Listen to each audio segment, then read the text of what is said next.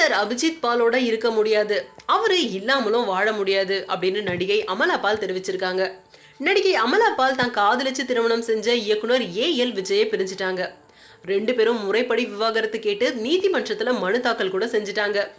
இந்த நிலையில அவங்களோட விவாகரத்து பத்தி அமலா பால் என்ன சொல்றாங்கன்னு கேட்கலாம். இப்போ நான் ரொம்ப சந்தோஷமா இருக்கேன்.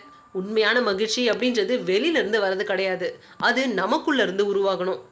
எனக்கு என்னோட பிரதர் அபிஜித் பால் ரொம்ப ஆதரவா இருக்காரு.